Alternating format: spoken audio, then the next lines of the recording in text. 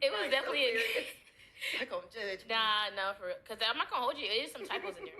Speaking of. Like, after I turned it in, I was like, you know how you just stare at the thing? And I ran into all the programs, and sometimes it just don't catch something. I was like reading the first page. I'm like, they going to think this girl just, how she graduate? How did she do this? So, like,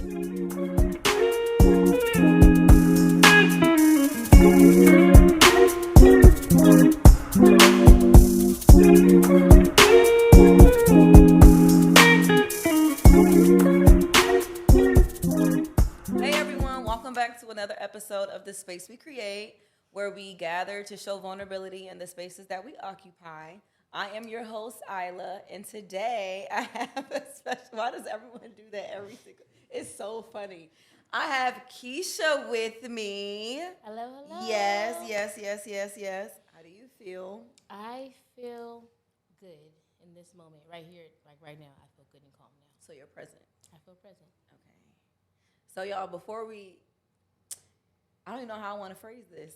So when y'all see this episode, you all will definitely get like some snippets of what we were doing before we actually shot this episode, because we were definitely talking about, I feel like we talked about editing, we talked about your business, we talked about J stuff while we were sitting in here, different like softwares and programs. So I feel like that's about to start me off with what we're about to go into.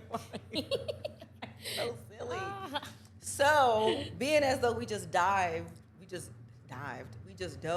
this like grammar. What? Oh, this okay. Grammarly's my best friend. So like, trifling. Yeah. This train is fucking up my vibe. I feel that. But what'd you just say? What's your best friend? Grammarly. So, fun fact about me: typos have plagued me my whole life. Like, to one point in time, I had to get my friend changed it. I told her to change it, but my name on her phone was typo. Like in college, because I used to make typos like all the time. It's plagued me my whole life. Like, would you see it and still send it, or you just wouldn't even notice? Sometimes I be moving so fast. Like, I talk very fast. Mm-hmm. So, like, this, even now, I'm being intentional about slowing down my words because I go a million miles per minute. Okay. But, like, I own that now. I know that, like, when you talk about owning parts of your journey, I own that, like, that's something that, like, you can be good at a million things. And if I got to run in my words through a program like Grammarly, which is, like, once we locked in, ain't no switching up, that's fine with me because, like, you can't be good at every single thing. And I'd rather be good at the more creative pursuits. And grammar can be what it is. It's okay. I did. So now that you say that, because I'm curious, because I've never asked. I mean, I don't usually ask people this when I meet them. I think because being in Atlanta, I assume that most people aren't from here. But you mentioning talking fast, because I know up north we talk fast, and it's just our thing. Are you from up north? I'm from North Carolina. Fayetteville, North Carolina, to be exact. Actually, I honestly don't know where the fast talking came from. I don't know if I picked it up from. Like, I know that my grandma, she lives in Puerto Rico. My dad's from St. Kitts and Nevis, and my grandma moved there around, like, somewhere in his teenage years. They moved to Puerto Rico, and I know she talks very fast. Like, our conversations are, like, 90 seconds max. Like, she talks in, like, Spanglish, and it's very, like, to the point. It's like, how you doing? You doing good? How's life going? It's going great. This, and, like, and then she'll be like, all right, have a good day. Love you. Like, wait, so she's Puerto Rican? Like, culturally, I guess. But, like, not by heritage. By heritage from St. Kitts and Nevis. But... Where's that at? So it's about 30 minutes. It's a West Indian island. It's about 30 minutes away, like, by boat from Puerto Rico. But, like, my grandma's lived there my entire life. She has her house, garden, fruits, all that stuff. She sends my dad's, like, mangoes and stuff. I'm trying to get on the list, the mailing list. But I am she's sending boxes of, like, fruits and stuff that. home. And so she's lived there my whole life. Gonabo. Do you visit often? Nope, because I'm trash. Because you what? Nope, because I said nope, because I'm trash. I haven't been to Puerto Rico in a while. I don't think any of us really have, though. Like, even my dad, like, he does, like, he probably has been back more than we have, but, like, don't life be life. And so, like, even, definitely like, life getting to places, and then, like, you know, the last 4 years with COVID, she's getting older. Okay. I'm outside a lot.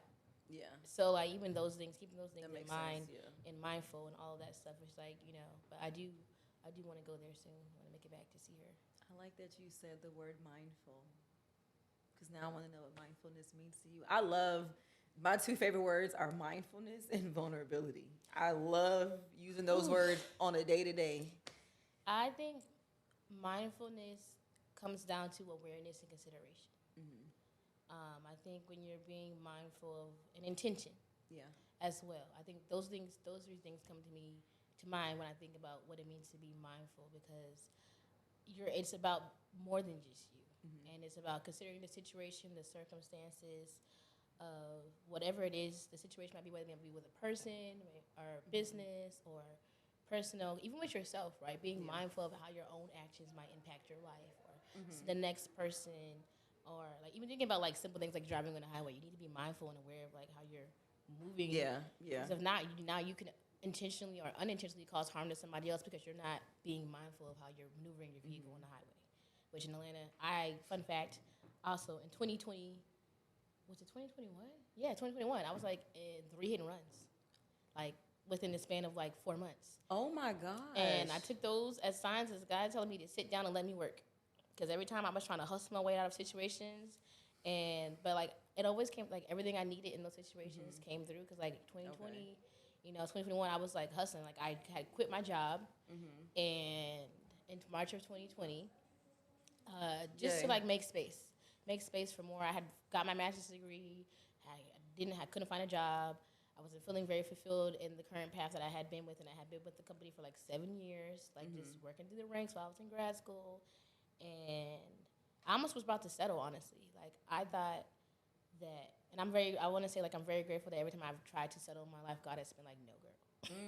Because don't do that. Yeah, because I had convinced myself, like I was working for Victoria's Secret here in Atlanta. I moved here in 2016, but I had been there. It was my first job. I walked in there like back in Fayetteville, North Carolina in a suit with my resume, and I was hired. Wow. Like maybe we did like 2 interviews, but like I pretty much knew the job was mine. So I worked there. When I transferred down here, when I got into SCAD and went into grad school. Oh, you went to SCAD? Don't skip. Yeah. Yes, I went to SCAD. I got my master's in luxury and fashion management. I got an MFA, and I always emphasize that because I have to write a damn book. Yeah. Like, you don't just get to, like, and I didn't know that. Like, I didn't, like, and I think that comes from, like, the side of, like, being more so, like, first gen in a lot of these things. Like, graduating college and then getting my master's degree. Like, I literally did not, like, even when I went to program, and I was talking to my graduate counselor a lot, but clearly I wasn't asking the right questions. And so we get into the orientation. They're like, yeah, final project and our thesis. If you're doing an MFA, you got to do a thesis. She said, excuse me? No, literally me in the back. I had so much anxiety. I was like, what? A thesis? This is you fashion. Imagine you don't know. And I'm like, it's fashion. What am I finna write about? My life is not prepared to write all of this. But I did. I wrote my whole thesis. I've always loved social, like that, the way my life is aligned and all that. Like, I wrote my thesis on the impact of social media on luxury brands and consumer buying habits. It's called Digital Dash, Okay, Digital Dash. Make sure y'all read that. Or don't. No, I'm kidding. It was good. It was definitely You're not gonna judge me. Nah, no, for real. Because I'm not gonna hold you. There's some typos in there. Speaking of. Like, after I turned it in, I was like, you know how you just stare at the thing? And I ran it through all the programs, and sometimes it just don't catch something. And I was like reading the first page. I'm like, they gonna think this girl how'd she graduate? How did she do this? But like, the substance is really good when you really look past the typo. It's in there. You really get the meat to it. It's very impactful in that way. She said the typos in there. It is. I looked at when they put it on the school site. I was like, dang, man. So you didn't have to correct them or anything? I think my professor was just trying to get me out of school. He knew I was working full time and like doing masters, my program full time. Know what you should do? In your career, you're gonna say fix it and republish it. Yes, you should. You really should. That's a great topic, especially for what's in the now. The kids, the younger people who want to move into brands and they want to post content around it. Facts, which is why, fun fact, guys, Snapchat is actually not dead. So like, please don't ever get it twisted. Very impactful marketing platform still. It's dark social. It's not actually. I do, but when you think also beyond America, right? People don't ask you for IG. You go many other places you go. That's a global platform in the sense that people they're going to ask you for your Snapchat before they ask you for your Instagram. I didn't even think about that though. Like globally. Yeah. Our focus is global marketing, so. It makes kind of like makes you look at things a little bit differently beyond their perspective because we only think about it from what we're seeing right in front of us, and like there's so many different conversations happening globally with different platforms. Like you only think about like WhatsApp, like that's like how Facebook is for America. WhatsApp is pretty much that for everybody else. Yeah, like every other country outside. Because I've had people ask me for my WhatsApp, and I was like, I'm barely on it. I do not. I only use that to talk to people when I'm out the country, quite literally. That's literally it. Yeah, that's really the only time I use it when I'm out the country and I need to like book something while I'm there. Because they'll be like, go on WhatsApp. I'm like, what the freak? But yeah, I know we sidetracked from mindfulness. It's okay. It's so fucking hilarious. No, but I learned so much. Like, even with you going to SCAD, what you studied, no, like being in global marketing, it's like you're so well rounded when it comes to not just like the idea of business, but the content aspect of it and how the content impacts people like socially and economically. Because I feel like that's all a full circle thing with what you went to school for. Like, yes. Like, there's so much you could do under that umbrella. It is, but like, it's funny that you like. Oh my gosh. I don't think I've ever heard anybody else concisely put like the way that like I look and approach things, like the way you just did. I'm like, what? Like, you get me? Damn, I do. Oh, like, wow, oh, like, you understand where I'm coming from. Like, no, for sure. And I really feel like, first of all, you should definitely publish that. I'm gonna remind you of it. You are.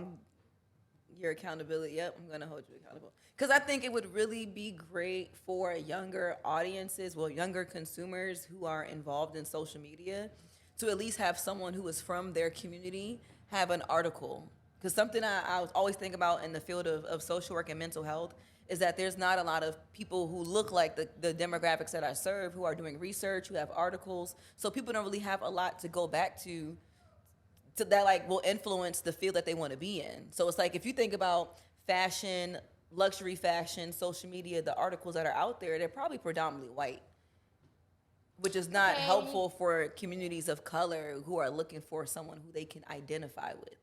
You are someone they can identify with. So that article is very important to the culture of what the demographics you serve.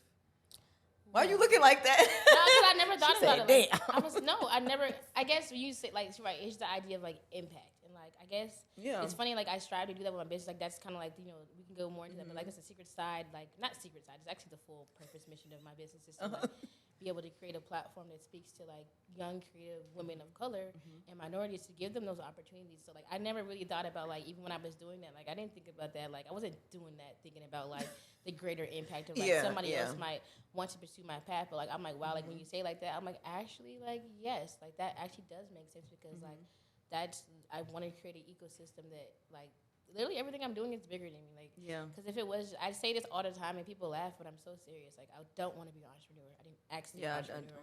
I was called to this. And I would not wish this on anybody. Like, for real. I always said that when it comes to mental health, I'd be like, I did not want to do this. This was just something that makes sense. The vision I had coming back last year really into full-time entrepreneurship, because I had never really stopped doing things. I just didn't give it my full attention when it came to the things I was doing that, you know, are a part of my business. And so it's like, now when I came back in, the vision was just bigger than me. It was like, I'm literally like I knew it was bigger than me, and then like literally in December of last year, it became so crystal clear.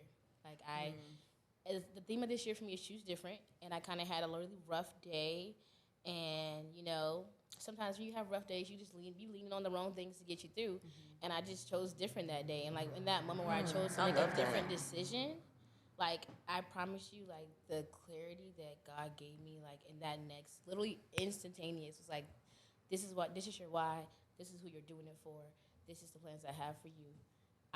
You've been asking me. Now I'm showing you. Now it's here, Now you got to really put the work in to get there. So, like, really, my grind has been different ever since then. The purpose behind what I'm doing is because it's not about me. I'm finna tear up. What I love the most about humans is that when we are, how do I want to phrase this? Because you saying, I'm gonna just say it this way. Anytime I like interact with people, I can tell when someone like hasn't identified what their purpose is, because people be like, their decisions and their perception of things is based on not being in alignment with why they are on earth for. So it's like, you can tell by how they answer a question or how they view their own goals or their work life. It's like, okay, you're not in alignment, so your perception of everything around you is kind of like chaotic in a way. But when someone is in alignment, it's like every single thing you do begins to just make so much sense. You speak with so much more clarity. You speak with so much more confidence. Like, everything, it just shifts your entire world. And you just sitting here, and the way that you're able to explain things and express like just the changes that you went through and the way God showed up for you, it's like, okay, I can hear it and I can see it on you. Because anytime I see you outside, from the times that I have seen you, I'm like, she's so live. She's so like full of energy. You never know what someone's going through in general, but it's like, fighting for my life. We all fight for our But it's like you're not showing it. You're showing up as a version of yourself in that moment because you care about what that looks like. A lot of people don't really care about how they show up because they're not in alignment. But you care about it. So it's like, even if you were like fighting for your life. See, even seeing you at Rocksteady, I'm like, she's so lively and I enjoy it.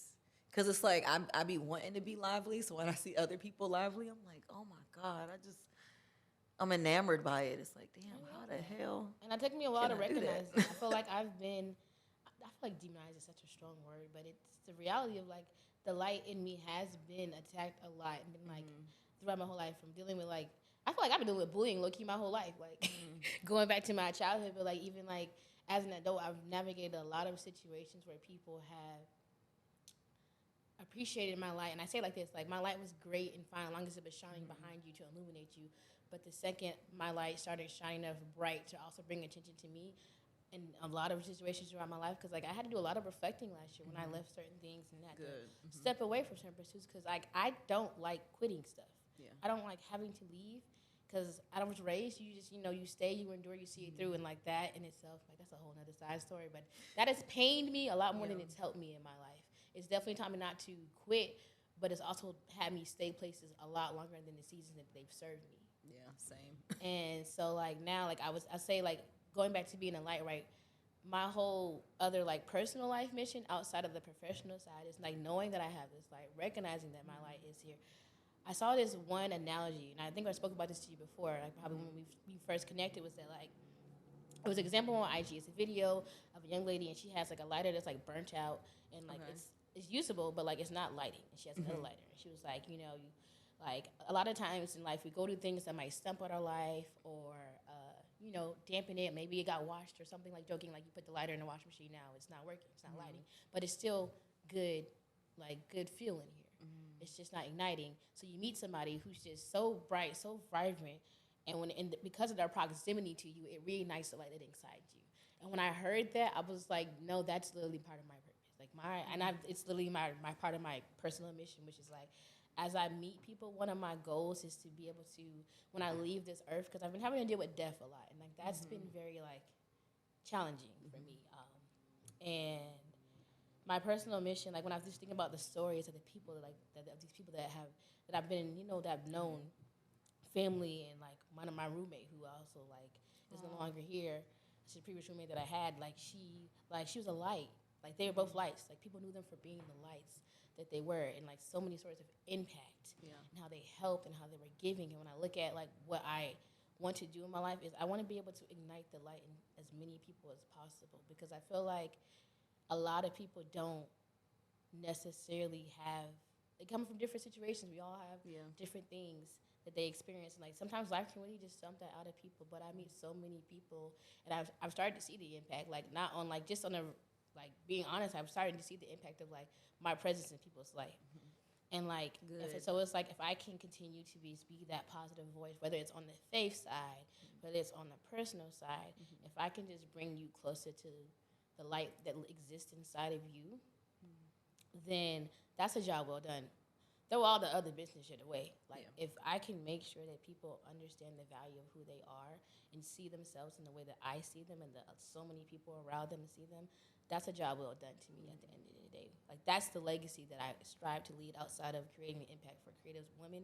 Like that's really my like main purpose right now. It's like everything I do is centered around like being a light and giving light, but also protecting your light. Like on my mirror, I literally have I was about to ask you, how are you protecting that?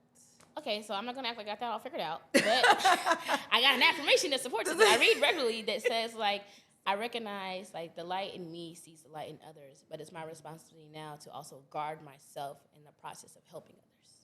Because I have to do affirmations. Like, all the artwork, even in my house, like, is affirmational, Black art. Like, I buy them from Black companies for the most part. I probably have a couple that are not, but, like, I try to be intentional with that because, like, I feel like you have to surround yourself with who you're trying to become or who you're trying to be. And, like, I'm not, like, in certain ways that people approach, affirming themselves, I'm kind of like the subconscious person. Where, like, it's there, I see it, and I exist. And, like, I might be having a long day one day, and I just happen to look up and I see a phrase on something. And I'm like, see? Yes. Alignment. Keep going. Like, even the first one that I wake up in the morning, I see that's in my bedroom, is keep going. And it's by this artist. I literally saw it on Twitter, and I was like, I bought it the same day. Like, I wish I could remember her name because I would love to shout her out because I'm all about shouting out Black businesses. Yes, of course. But I'll come back and find it. But it literally says like, yeah, when you do, I'll just put it in there. It's a start tab, and it's like it says keep going. I like and it. You know, so like for me, I was like, it's right above my TV because it's like, again, it's the first thing I see in the morning because like, yeah, keep going. Like even small movement is movement, and like everything that you might not think is progress truly is. Like I've learned good, bad, ugly, and different. Like life is a series of choices, and no matter in the thick of it, a lot of us in the thick of it, we can't see beyond our own sight. We're just like clouded. Like when you're trying to find purpose, when you're trying to get to the next step, like you don't always see why things are happening or unfolding in the way that they are. And sometimes that pushes you into a victim mindset. And it pushes you into life is happening to me instead of for me or actively being a participant in it. And, you know, even that's something I had to, like, shake as I continued to go through trials. It's, like, knowing that, like, the things that I was facing, even if I was wrong, right? Like, I'm not just a victim because at any point in your life you have the ability to take back your power and change your situation, even if it doesn't feel like it. And it might take longer because let me tell you, in 2022, I was fighting for my life to get back to my power. But I'm so glad for every battle that I had to fight because it made me stronger. And even now, as I face these new levels of entrepreneurship and these challenges, like even today, as I was telling you before I came in here, like it really has, like, it makes me, like, the calmness, right?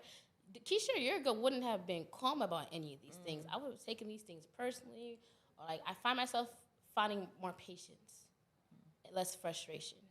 Do I have moments of frustration? Yes. Do I accept them as what they are? Because I realized, like, I had a bad problem of ignoring the negative feelings because I'm like, oh, I'm supposed to be light and love. Yeah. No, there's a real girl behind all these things. And so, like, even that's why, like, you know, I appreciate even being able to come here and share because, like, I recognize the more I start to share, the more it helps others. And that's the reason why I used to do things like this. But I just lost my voice for a while. And I think I had to be developed in the shadows. Like, I did a belong group with my church, like, for 2.5. I was really just texting my friend group this earlier. Can we pause? You just said, I lost my voice for a while. And I had to be developed in the shadows. Yeah. I don't think everybody realizes the value of that because we see the things that we're doing, and sometimes we want that instant gratification or that recognition or that success. But sometimes you're also not ready for those new levels because there are things that you got to get up off you before you can move forward. There are things you got to be pruned and, like, change and face and have real conversations with yourself about and be accountable. Like, the one thing I've been saying and I say very regularly to people now is, like, I have not always been the best version of myself to people. And I'm never going to act like, no matter how many times people say, that, yes. Keisha, you're a great person. You're amazing. You're light. Okay, cool. I've also been darkness. Oof. I've also been on the other side of having to apologize to people. Yes. And be like, I did this to you. I'm sorry. I've also had times where I didn't understand that. I didn't understand intact versus intent. I do now, for sure. Girl! But I didn't always have that perspective or I guess that wisdom in that way. But now I'm able to, like, look at things from a much broader perspective and, like, especially when you are starting to be able to see things outside of your own perspective and really develop emotional intelligence, like, you start to see people and things for who they are. Like, my pastor said the other day, like, you don't meet people for who they are. You meet their filters. And their filters are their traumas, their experiences, their upbringings, and, just the things, their faith level, all those things is how you meet people. So even in a way where people are maneuvering a certain way, like, not everything is personal. Sometimes they're only operating out of the way that they know how. Yeah. And that might be their best, but it still could not be good enough for you. And that's okay. And that allows you to kind of have grace and forgiveness and, compassion in places where sometimes people may not have, like, you may not have that perspective. I think that's what a lot of the learning and the healing that came in, like, the last 2-3 months for me really, like, showed me was that, like, they were doing their best, but it's okay that wasn't good enough for you. Yeah. And that literally, honestly, goes for a lot of people. It goes for friends, business, family. But it for really is,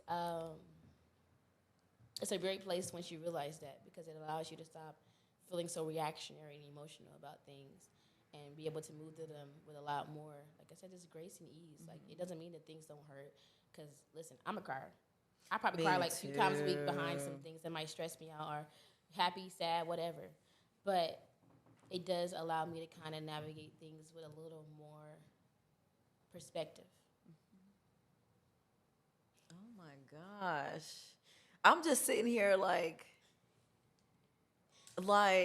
so just, like I have this thing when people speak, because I'm really big on like certain authors and Pan-African thinkers, where like when they speak, I'm just so engulfed in the language that they're using. You're the language that you are using to describe your situations, your emotions. It's like, it's so emotionally sound and intelligent and beautiful. Like, it's so that's like so much. I'm like, damn, I'm gonna have to write that down, because that was so.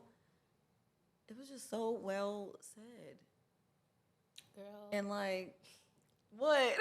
I'm like, because I had to go through a very long. I feel like it's like one of those things where you have to, like, those lessons, right, that you don't learn. Even inwardly, like, I'm very probably good at like not outwardly always showing the way that I feel about situations or things. But when I get home, when I'm in my car, like the emotional spirals or anger or things that would come. Mind you, I think all of those things, I used to think like anger as a bad thing, but it can be so empowering. It can, when you use it correctly and you realize it for what it is. Because anger helped me boss up, like, listen, for real. It helped me get in my bag. I said, oh, all right. Watch, right? Because and then like really changed, like even changing my relationship with that. And like I have a really good friend, my friend Keisha, that I met last year, who really helped me to see a lot of these things. Like, I'm very grateful. Like, I tell her all the time, like I don't know, like God really just sent you in my life, and like you were literally an angel to me in a very dark space. And it really, like, she was very adamant on, like, like, girl, like, no, you're not crazy. Like, this is not normal. Like, these things you're facing are not just things you have to accept.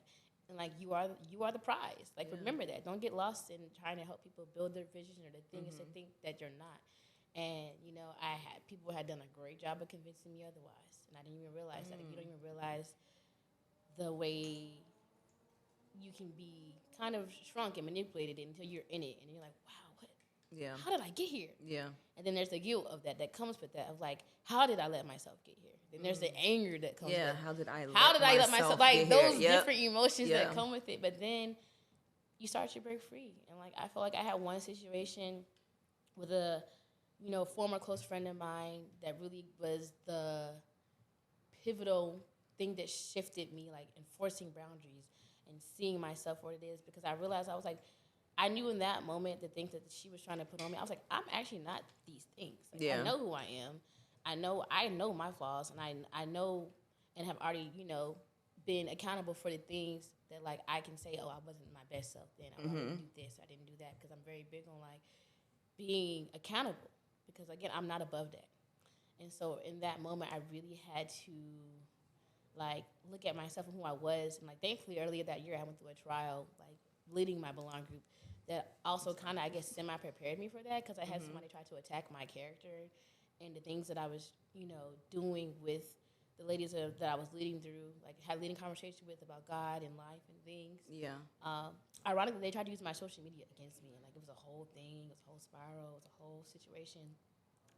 But everything they tried to do to harm me, like, literally nobody actually cared. Like, when I tell you nobody cared, they were like, oh, we're actually on your side, Keisha. Like, even I went to my Belong group leader, the church. I was like, if I got to send you on my pages, like, I don't care, because what I'm not going to do is sit here and let somebody attack my character when I know the pureness of the heart that is behind it. Because, again, I also didn't want to do that. That was something that God, like, led me to. Like, I remember applying for it on the very last day. Like, after seeing it, I was like, oh, you know how you get that calling when you're supposed to do something? But sometimes it's kind of a little scary, so you may not necessarily step into it. And I'm like, I've always had, like, a thing of, like, especially when it comes to the spiritual side of me, like, that's a very close thing for me. I didn't grow up knowing God. I didn't have this. Like, I know I might sound so, like, faith-driven, but I didn't have that. I found that. And so that was a very personal thing. You just sound connected. Yeah. Connected to source. Yeah. And so that showed, like, that situation actually prepared me for all the things to come. I can see that now. I didn't see that then. I didn't see it when I was going through those things. But, like, having to have your whole character questioned. Yeah. And, like, everything about you, I had to ask myself, like, who is Keisha? What things do I like? Like, am I of the world? Am I just a terrible person? And I'm like, no. No, yeah. Actually, I'm not. I'm valued, I'm loved, and as I am, I'm flawed because I'm human, but I'm still leading with love and light, like for real. Yeah, like, and I'm open about that. Like, I never claim to be anything I'm not. And I'm like, and that's where you have to realize that people will put their own expectations and place you on these pedestals. Yes, of the person they think you're supposed to be or should be. And like a lot of the times it's inner work they have to do. Yes. And you can't let people place their expectations of who you should be on you. Like for real, like you have to know who you are and whose you are, whatever you believe, whatever centers you, like you have to know yourself beyond a shadow of a doubt, especially as you start to rise. That's why I say like being built in the shadows was so important for me, because I feel like in order for me, like I think even stepping back in front of the camera, right? Like I felt like I was like, oh, I got to do some things. I got to like I need to prepare you for what's next. And so it's like the only reason I'm able to like be, I guess, this composed person you see is because a lot of trials I faced in the silence, in the dark, that prepared me for where I am now, as I'm facing new levels at a very like expeditious rate, which is like very like crazy. Like I feel like that was the last thing, like honestly, if I'm being fully transparent, the last thing I had to get up off me was unforgiveness. Like harboring the pain and like holding on to that of what people have done. And like, you know, ironically, the lyrics, I know people have their own controversial takes about the things and Beyonce, but literally the song, no, seriously, and that's ironically, that's this same song, this same situation is literally what caused that, like, Beyonce concert is what caused this whole, like, attack of somebody trying to leverage, because we had differences of opinion, and, like, somebody had literally came to my belong group, and they're like, oh, if I go to the Beyonce concert, is that a sin? And I was like, no. It's like, that's itself is not a sin. But, you know, there are things in the world that are going to be there. There are things that, you know, your spirit might be susceptible to. And if you know your level, at this point, you know yourself. You know what you're influenced by. Yeah. And so you do know, like, going into that room, like, yeah, they're probably going to be people on drugs. Probably people may be drinking or whatever. Or, you know, maybe they're a little more less modest than you might be. And, like, even those things might impact you. But, like, you have to have, you know, the spiritual knowing of what you have the ability to handle.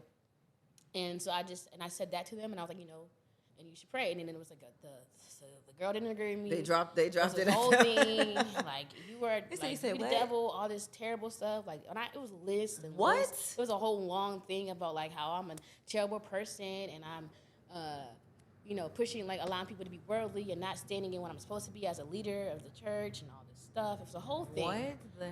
But anyways, I said to say, ironically, that same song, because that was the song she actually used as a reference. But that same song, right, it's the same song that God used to reach me to bring me healing. I literally remember I was editing a video, and I was using Church Girl, and literally the lyrics, I heard it, and I kept hearing it, but, like, that day just hit me differently. It was like, you know, finally on the other side, finally found the urge to smile. And I was like, actually, I'm good. I'm good. And that day I reached out to the parties that, you know, I had those things with. I said, like, hey, I'm moving forward. I wish y'all the best. And I let it, and I you know, move forward. And, like, they weren't the only one. Like, I had a lot of other situations and things that, like, I just had to let go of.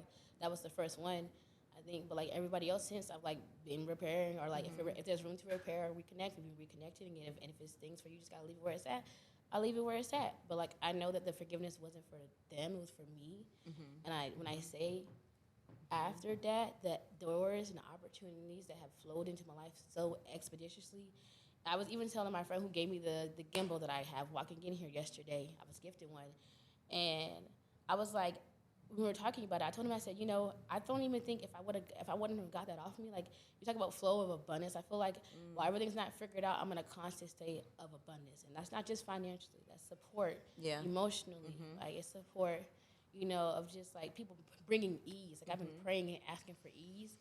And you know, full transparency, I was looking for that in like the areas of love and like it's calm. God laugh. But he doesn't just give you what you want, he gives you what you need. And I feel like all the things I've been asking for, like in a partner, have been showing up through other relationships, like business, friendship. The things that I've been looking for, like, have been showing up in my life in other ways. So I'm like, okay, like, all right, you're funny, but like at the same time, I have the gratitude because I'm like, I'm still getting the needs that I want met just in a way that I did not expect it. In the way that you need it. So it's like now I'm just being open to receiving the support and however it shows up versus expecting it to show up in a specific way, because now you limit what can happen in your life and the capacity of the impact, or not even appreciate the ways that, other people are showing up for you, are providing for you, or just the different things that are happening in ease and flow and without much effort, because now I'm just here to receive and grateful to receive.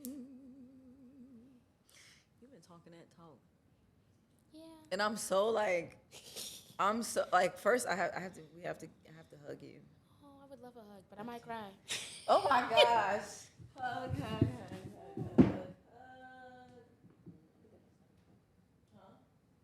What'd you say? Oh, I thought I'm not gonna No, that was off. Oh, there's my. That wouldn't be me, guys, if my earring didn't fall out. Also, that's a thing that happens. You sound like me. And when we said earlier, I was like, I could tell when I need to know someone. People who remind me of just high spirit energy. Because for me, it's not necessarily about being religious or any of that other stuff. Mm-hmm. It's when you are connected to source, you begin to connect to yourself way differently than your environment. So people will see you in a light, like you said, it'll be based on their own perception of things, the way that I posted this the other day, the way they understand language, their childhood, their own traumas, and how things just shifted their mindset. And it doesn't always make it true about the person that they're, I guess, going toward or whatever. So I feel like when you meet someone who is in alignment with themselves, you connect with them so deeply. That's why I can just sit here and I'm just yes, talk your shit. I'm enjoying this because it sounds like things that I would say. Even with the person, whoever the hell that person was, who was coming for your character, it's I've experienced that so much where people will project their expectations that they have on me. They'll project these nuances about how they think that I should be, or they'll pretend to be a certain way to me to match whatever they think I am. But then you notice it because you begin to get disconnected from that person. It's okay, we're seeing things two totally different ways, which is naturally okay. But it's the way you're seeing something is so closed off and it's so far from the actual truth. One dimensional. And it's when you're not a linear person, you can't box me into these perspectives that don't align with me. I am so much deeper than my physical self. So it's I can't be linear. Literally. It doesn't make any sense. I'd say something that people need to embrace is the idea of duality. Yes. Both people can have two different experiences of the same situation. And it doesn't mean one person was more wrong or more right. It just simply means you both had a different experience. And when I unlocked that, that just... Perspective is everything. It's once you learn a new perspective, it really can shift the way you think. And it's such a beautiful thing that people are so fearful of. But I think that's why people like to be around, in hindsight of being around like-minded people, those people who are very linear or closed-minded or have very simple perspectives, it's they can only be around the people who are like that. Someone being so much more than that or thinking so much deeper or more complex would make them uncomfortable or insecure or jealous or have all of this misplaced anger. When in reality, it's you can learn so much from people who are just multidimensional. They can give you so much more clarity on what you're trying to do for yourself. And it's we are multidimensional, but the problem is we're taught to be one thing our whole lives, right? Yes. You're not encouraged to explore creativity and mainstream. We're taught you're either an entrepreneur or you're a 9-to-5er. When there's actually, I do love the conversation that's shifting around being both. Yeah. I don't think it's possible to be both for everybody, but I do think there's a lane where it can exist for a lot of people. And even just being that's also part of the mission of when I say being a light and igniting lights, it's getting people to accept the multi-dimensionalness that exists in them. You can be somebody who loves art and even loves many forms of art. Maybe you love dance. Like me, I love dance. I love painting. I'm not to say I'm not a professional painter, guys. Don't be asking to look for you the paintings. enjoy the art But form. Right, and even in my agency, I do many things. I do. Come on, speak up. Don't just fly by that like that. I was gonna go in. I was about to list. I was gonna tell you. Come on. Oh. Yeah. What? You said it. The content creator. But I am many things. obviously the head honcho agency owner, but like I do social media management, consulting, graphic design, video editing. I shoot video content creation, right? Through storytelling, all through storytelling and strategy.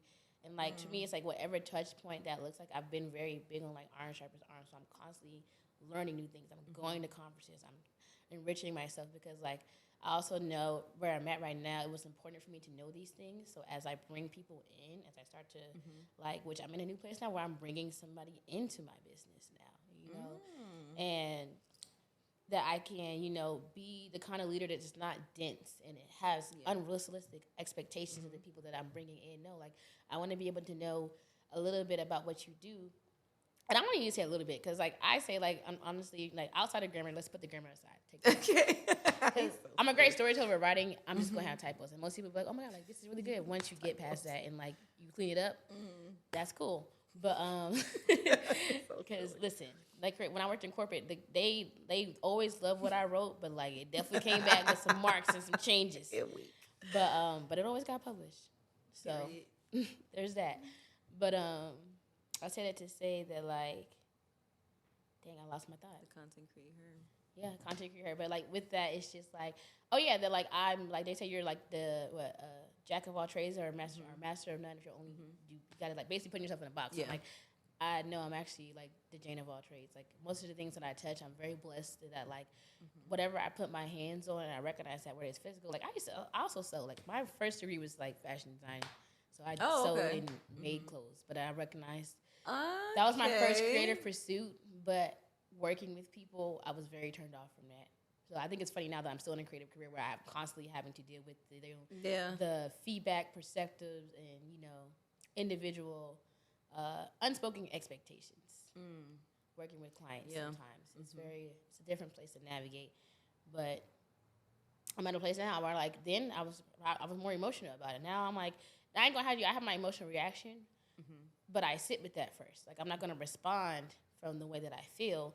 I'm gonna have the perspective of like, yes, that irritated. Or if I see like a lot of things coming through, and I know what I know the conversation that was had prior to a project or something, and I see like a lot of notes that are coming in, and they're like, oh, the opposite of what we discussed or something. It's just, I'm like, wait a minute now, like that's. None of these things were in the description of what we wrote, and I asked you questions. I asked you the things because I tried to get the outcome in the most efficient way because I do so much, That's why you should follow that page I sent you earlier. Oh, no, I am. Yeah. But, like, honestly, this is my thing. Any mistake I make in business, my contracts just get smarter. So if there's a need or, like, even with, like, today, like, there are certain things where, like, I'm taking away from the conversations I've had with 2 people today where, like, I'm doing work for them and, like, there's an unspoken need, an unspoken need of what they expected versus me going off of the list of things that they told me to go by. And I'm not going to act like I wasn't irritated by it because that does irritate me when I spend time working with people and I do my best to ask the right questions. But now I just got more questions on the list for the next person. So it's just like, okay, you get better, you learn from each situation, and for me it was just changing my perspective of like, and even my co-star did it was like, nobody's attacking you. And I was like, this morning, I read that, and I'm like, what are you talking about? Like, I'm trying to have a great day today. Like, what are you talking about? Like, I'm not messing up my day. Right, ain't nothing happening. And then, like, I run into those situations today, and I'm like, yo, what is going on? But also having the conviction to stand on business. Having to pull up contracts and be like, hey, this is what the contract says. This is where I stand with this. And, like, I'm not unaccommodating, but it also is just being firm because I'm a very giving and kind person, so I give to my clients far above what they ask for most part. Okay. And so it's like when I'm getting to a point where I'm like, hey, no, it's because now you're asking for too much. Considering the budget and the time constraints of what I'm doing for people and offering them in the variety of services that I offer. So it's really also understanding that, and being able to have boundaries. Like I learned how to enforce them first personally. But these business boundaries, I'm like, I love me as an entrepreneur, I'm like, I love it. I ain't trying to scare them away, but at the same time, I have to be able to say no to certain requests and certain things. No, I'm not actually doing that. No, I can't accommodate X, Y, Z, because I also have to consider my time. And a lot of people almost operate like with me, like they're my only client. Yeah. And I'm sure that a lot of people experience this. I'm pretty sure I'm not the only person that I'm sure people do that. People act like you're their only client, and you're like, you're not the only thing on my list of things to do today. Like, I will always accommodate within reason, but you also have to consider that there might be times where I can't. Yeah. Because it's like, I'm now in a space because things are picking up. I have to be able to do, what's in the scope, a little bit more, but not a lot of it more. Yeah. And so that's also just a new level of what I'm learning and understanding in business. But also, again, every time I learn something, my contracts get smarter. Period. And keyword, like, even with, like, people that you might have done work before, like, I'm at a point now where everybody's going on a contract the next month. Like, there's been people out there that's been like, oh, I'm going to work with you. We're going to put this in the contract so the scope is clear, the expectation is clear. So if there are things that are needed or changed, there's also value associated with those things so that you're not just expecting things and to be changed or done or reworked, and like there's time that goes into that.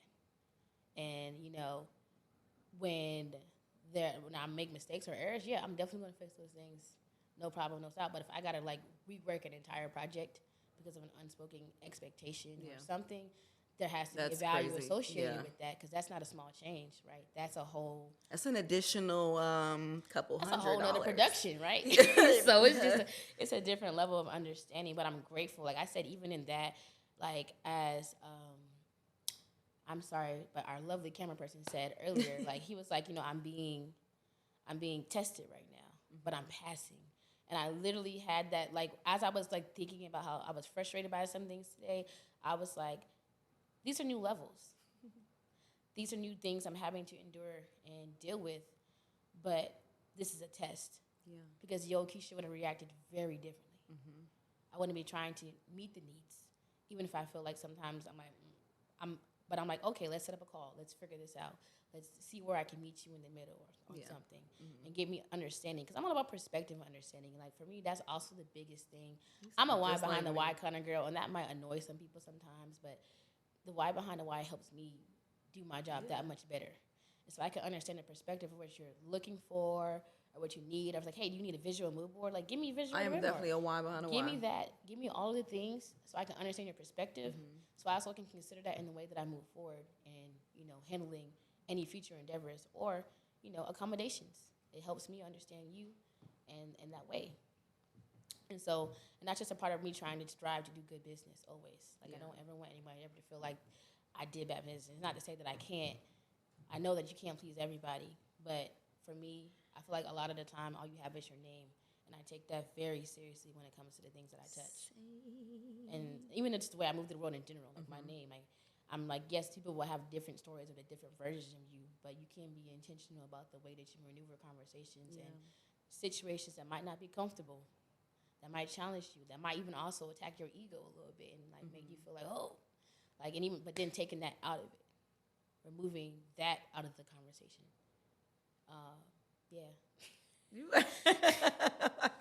We have to cheers to that.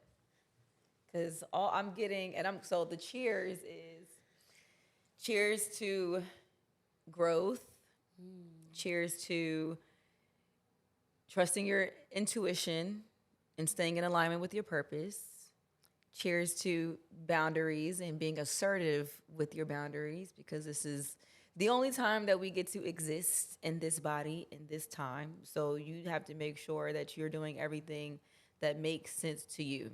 And as long as it makes sense to you and you feel good about those decisions, that is literally all that matters. So he's so cute. No, like I received that, right? I feel like that's been the biggest part of this journey for me, is learning to trust my discernment and my intuition. Because my problem is that I will ignore the first red flag. And I'm like, that's orange. They're learning. Right, like, but like it always comes back to bite me. Like, same. It always comes back, and I'd be like, see, like literally, and I knew, like, even in one situation like I was like, oh, like they was on BS last time, but I was like, well, they seem like they're serious now, so I'm gonna work with them. No, they're still on BS. Yep. They just covered it up. They just put on a new mask. A little bit better. It'd be a new mask. But here's the thing, right? And again, like, and I will say one thing. You talk about like religion and spirituality. Like as much as I am a lover of God, like I don't consider myself religious. I consider myself spiritual in the way that I have my own personal relationship with Him. Like church definitely helps me, but like my relationship with him is me and him. And so I say that to say, like, you know, with certain things, like, dang, I had a thought and it was there and now it's gone. You're gonna get it. But dang, man, I really hate when that happens. Me too. I was like, especially when you flowing, and I was it's like, that was I'm so finna, good. And yeah. then like it's, but I said it to say, like, even in the sense of like, just the way that I navigate certain things and stuff, like knowing my intuition and trusting that, like, the first time I'm revealed to something, 9 times out of 10, if I move past that orange flag, like, oh, I know where I'm at. Now we're just gonna go back to what I was trying to say. And like with that, right, last week, anyways, last week as I'm moving forward and I'm having all this influx of opportunities come in and stuff, I said a prayer. I said, God, show me who I'm supposed to be in relationship with, please leave it, in business, and show me their hearts. Show me who they are, and so I can see it clearly, so I can know how I need to move forward in business and what connections I need to keep and what things need to be released, because life started to feel very heavy. And I'm like, I haven't been stressed like this since 2020. So that lets me know that something is off. And even seeing, like, I'm very big on angel numbers. Like, everybody knows that I know. Fine. I'm really, 333, yes. Like, I'm very big on, like, what they mean, but, like, going more into it in, like, spirituality, like, not just seeing an angel number. Okay, what am I thinking about when I'm seeing it? Yeah.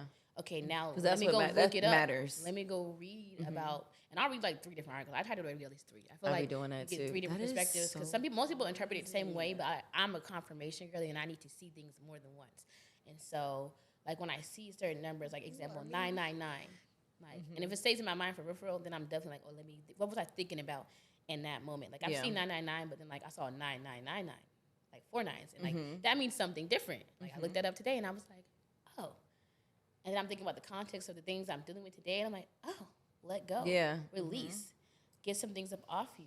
And, like, I'm just happy to get some things up off me. I was like, lighten my load. Like, I'm not mad at all. Like, let's just simply, you know, agree to dissolve and move on, because, like, I'm recognizing now that, like, I was a yes girl. I'm not a yes girl. I was a yes girl, meaning I said yes to every opportunity because I was hungry. And now that my plate's a little more full, I could say no. Like, hey, I want to pass on that. Yes, no, I don't want to be a part of this. Yes. And that's a great place to be in. And even when it's not, I'm not at the place where, like, oh, everything's figured out. I'm like, oh, my cash flow is so consistent. I don't have no worries in the world. But I can still say no, because when something's not aligned, I'm very big on the fact that, like, your decisions matter, your choices matter, and the things you choose, your business, like, career is a very big part of your life. You're doing this day in and day out. And the people that you work with and interacted with shape that. And so those things shouldn't feel heavy. And if it feels heavy, you need to let it go. Ooh. I like how you just dropped that bomb. That was a good bomb drop. Because I was about to ask you what you want to leave the people with, but I feel like that was perfect. If it's feeling heavy, you need to let it go. Yeah. Just let it go. Just release. There's so much beauty in release. So I really hope that when people hear that they consciously think about the things that do feel heavy in the present and will work to be courageous enough to let it go. Definitely, because it's powerful. I know we're taught that, like, not to quit or leave and stay, but, like, the best thing you can do for yourself is know when it's time to let something go and when it's served its season. That's what I want to emphasize. Like, when it feels heavy, the signs are always there. You start to feel more frustrated. There's more friction in the interactions you're having in the spaces or the things, whether it's personal or career-wise. You start the signs, and I'm at the point now where I see the signs. So I know when something is going, when it's time to release and let go, when something starts to get out of alignment that once was in alignment with my life. Yeah. And so pay attention to the signs in your life and how they show up, because they're always there. Sometimes we just be like, a little delulu. We want to ignore whatever reasons we have behind it. A lot of delulu. We want to stay, but, like, let it go if it's heavy. And I promise you what's on the other side of that is so much better. I love it. It always gets better. I love it. Y'all, this truck is so ghetto, and it does not want us to be the best versions of ourselves, but we're going to be the best versions of ourselves anyway. Yes. because we are in alignment with our purpose, and we are connecting with people who are in alignment with their own purpose. And I can't wait for the good shit we're about to do after this episode. Yeah, man. It's going to be a lot of good shit. I'm already excited, so I hope you're equally as excited because I have a lot of shit in my head right now. I'm excited. Y'all, this was great. This was more than great. This was amazing. This was refreshing. This was spiritually in tune with myself. Like No, I feel lighter. Even coming in here talking to you, like I know it was funny that you like came down. You felt my energy when I texted you, and I was like, "Girl, I'm like." I did. I was like, "What's wrong?" And I'm like, actually, you know what? I'm gonna answer honestly though, because normally I'm the kind of person that would shrug that off. Hey, what's going on? And I'd be so serious when I ask people what's wrong. I know some people be like, "Nothing." I'm like, "No, what's wrong?" Because you go through life and people ask you that question and they don't want to hear the answer. But like, yes, I'm at the point now. You ask me, I'm going to tell you. I don't want you to guess. I don't want you to play Keisha. Oh, what is Keisha feeling? Is she being passive aggressive? Like I just told you what it was. I'm a very direct communicator now, which is a big step for a former passive aggressive queen. I love me a direct communicator. Queen. Okay, she's that girl. Stressing me out a little bit. She's going. Okay. You're now direct communicators. You know, I navigate conflict a lot differently, and because I recognize that the right people will receive the fullness of you, even if it isn't something they may not want to hear. But they will be there and receive it and make the changes if they're supposed to be in your life. Okay. I'm stepping off my soapbox. But this was probably the best soapbox that I've just watched as you stepped on it. I was just like, I am truly floored. Like there's so much that I am about to literally dissect within myself. And I feel like these are the best connections I enjoy having, where I want to self-reflect on some other level. Aww. So I appreciate you giving me that. I receive that as well. Yes. Look at us. Look at us being black, being women, and being great. Period. Y'all, this has been a great episode. I hope you all enjoy it. Make sure you follow The Space We Create on all platforms. Will's really Instagram and Twitter and TikTok coming soon. And make sure you all follow Keisha. You don't got to spell it out because it's going to be in here just in case you was about to, because I felt like you was. You got me. I felt like you was. It's going to be on there, so it'll have, I'm going to put all of your stuff on there. Oh, that's love. I got you, girl. Until next time, peace.